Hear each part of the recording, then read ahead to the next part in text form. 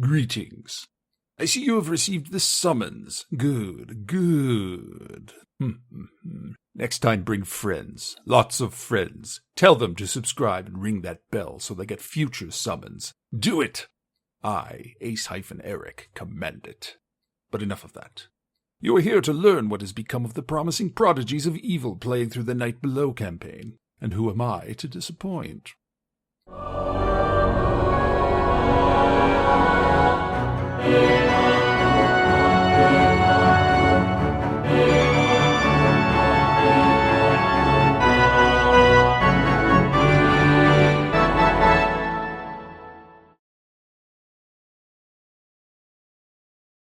So, children, when we last saw them, they were at Harleton after teaching some ogres a lesson on just how depraved dwarves can get.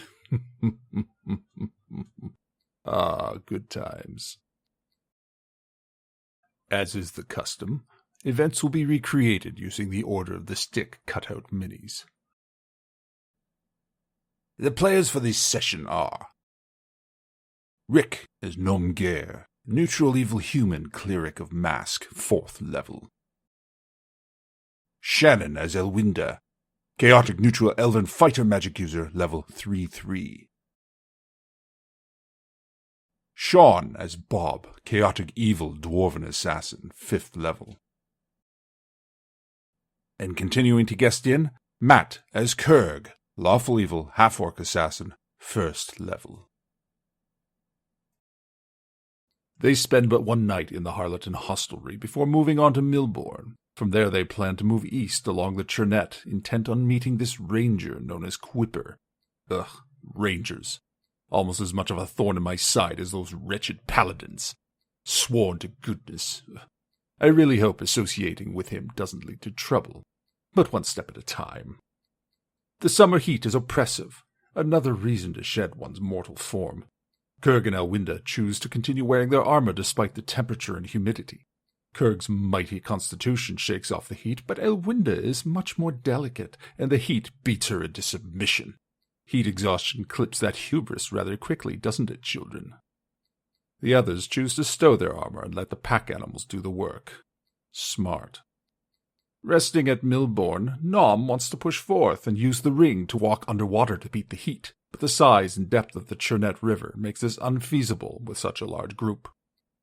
Elwinda also complains of the heat exhaustion, and that she must rest because adventuring is hard, so it's best if they leave in the morning. The others concur that they'd rather do this. Nom uses the time then to find out if there are any ferries to take them along the river, and finds a boatmaster who transports goods by skiff along the river, and offers each of them a gold piece if they'll accompany him to Thurmaster as guards. The next day, the group takes the skiff to Thurmaster. The boatmaster mentions a giant freshwater eel the locals call Old Bitey. Such impressive creativity from these rubes. The eel poses a problem for swimmers, but it's generally safe if you don't go into the water.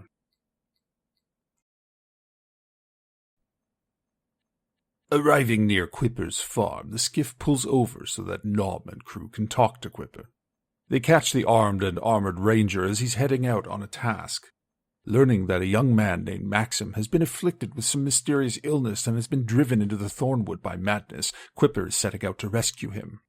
The group offers to accompany him if he'll aid them in tracking the murderer Ranchifus. Quipper readily agrees. That's some good manipulation of information by Nom. I approve. Nom tells the skiffmaster that they must part ways, but a high reaction roll indicates that he bears no hard feelings, especially as they are helping Quipper, a local ranger and known to be a good man. He continues the rest of the way to Thurmaster on his own. Nom convinces the ranger to wait for his wolf and bear to catch up as they were following along the shore. Then, once reunited, they cross the river together on his raft and head into the Thornwood. The group meets Olean, a local tree hugger, druid, an occasional ally to Quipper. She is accompanied by 2 large wolves and is wary of the group. Elwinda approaches to ease her concerns, figuring her natural charisma and elven heritage might ease the druid's mind.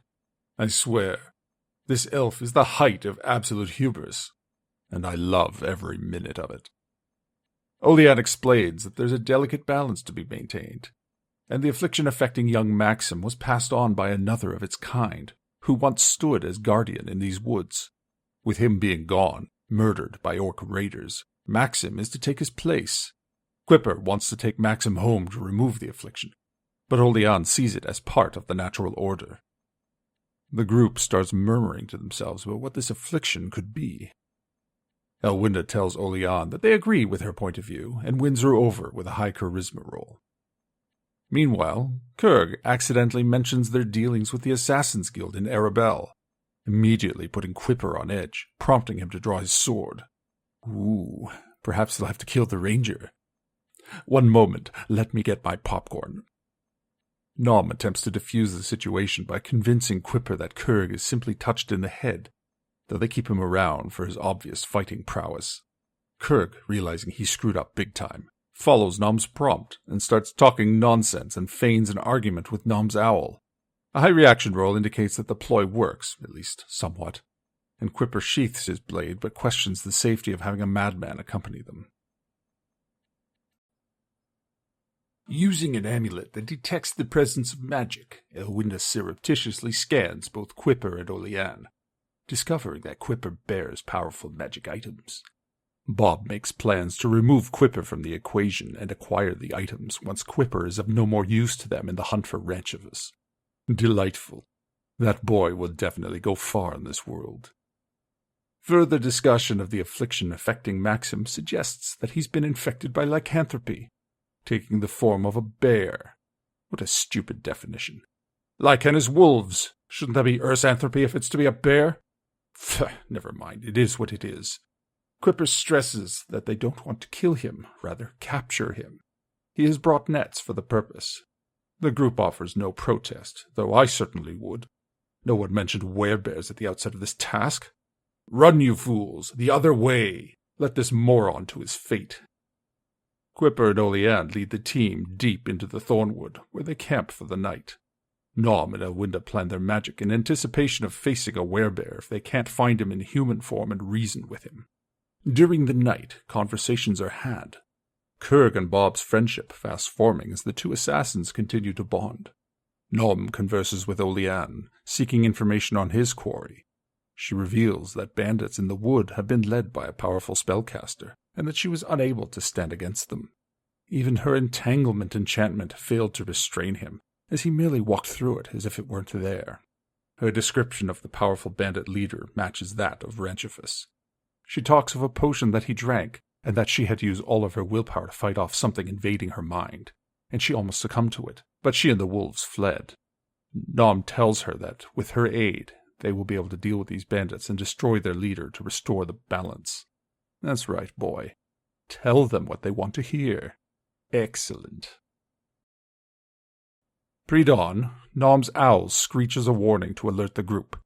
They wake in time to react to a force of 11 orcs preparing to attack. Initiative is rolled, and Elwinda drops 8 of the 11 with a sleep spell, and Olean's entangle gets the rest. They coup de grace the remainder, leaving none alive. Olean is curiously quiet, and the ranger's hatred of them means he offers no protest. I love the hypocrisy of the so-called good people. Wanton slaughter of sleeping opponents isn't a bad thing if it's not your kind. Am I right? Elwinda determines that the orc leader had a magic shield, which Kurg immediately equips. Painted on the shield is a strange standard that Quipper does not recognize, though suggests could be a new offshoot of an existing clan, or a new clan in the region. 2 orcs are also armed with silvered longswords. The group presses forward, tracking down Maxim, the werebear. Quipper gives the nets to the team, suggesting if it comes to combat, he'll occupy the beast's attention while they net it. Nom gives the nets to Kurt and Lomar, who look rather unimpressed at their task. Maxim emerges from the underbrush, but, wounded and out of his mind, he attacks, indeed transforming into a werebear. Quipper fights defensively to allow the netters to strike.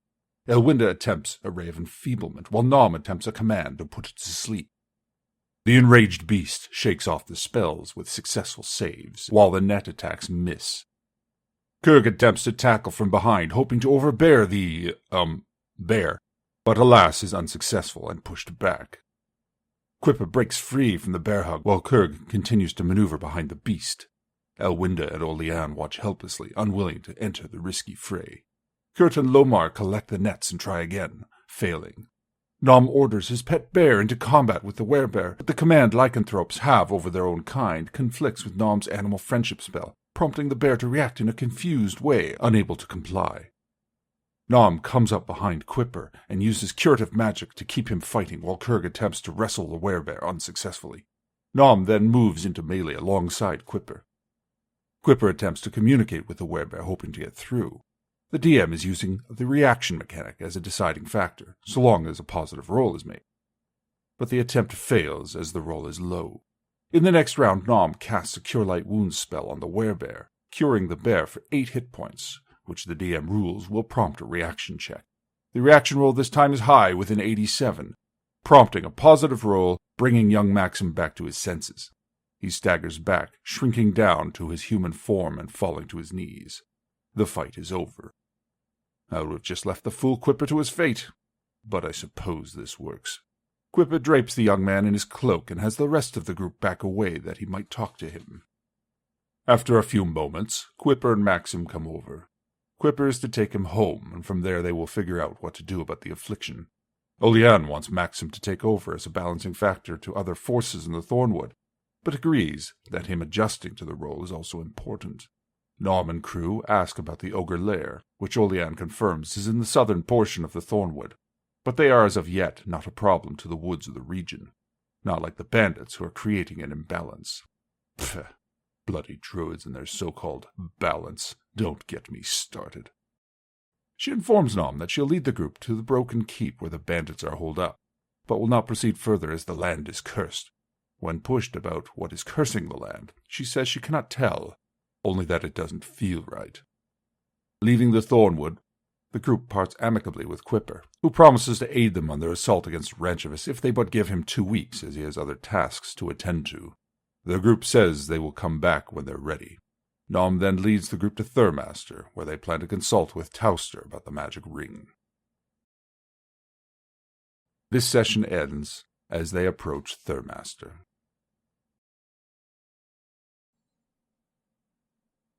Well, that was certainly an exciting one. I must admit I was on the edge of my proverbial seat as they wrestled with that werebear. The dice rolls made for some excitement as things looked like they were going south, and, ironically, for an evil group bent on murder and destruction, an act of empathy actually solved the problem over violence. Who knew? Don't worry, children. I doubt it'll be a regular thing. The orc ambush, on the other hand, was decidedly a joke. With the cast using sleep, as well as the NPC druid on their side, it was always going to be. Though, if the orcs get surprised, it could certainly go in another direction. Then again, this is another one of those pre-planned encounters that aren't meant to actually inconvenience the players. The module outright suggests that it will be easy for them. This module seems rife with toothless encounters that aren't meant to challenge or threaten. Fortunately, this DM turns off the easy mode and lets all encounters fall where they will. As it happened, the group of orcs was legitimately no threat to this group, and so the scenario got to progress as the book recommended. But it's basically a participation trophy with a magic item reward. I like the werebear encounter for the long-term possibilities. In this case, the team may have just created their own enemy, as the werebear is a force for good and will prove a formidable opponent should the people of Haranshire turn against them. Conversely, the werebear could even become an ally to them should they keep their natures and intentions well masked. Anything is possible at this point, which is what makes it exciting. They're just going to have to play smart. Otherwise, this adventure scenario continues to plod along nicely. The team curbs some of their more base instincts in order to play along with the fool ranger and his tree-hugging companion, but I have no doubt they'll return to their delicious ways soon enough. Moreover, they are one step closer to finding Ranchivus, and have been given a tip by the druid lady. They are off to see Tauster to get information on their ring, then return to Quipper to get the ranger's presence when tackling the bandits in the mysterious keep in the Thornwood.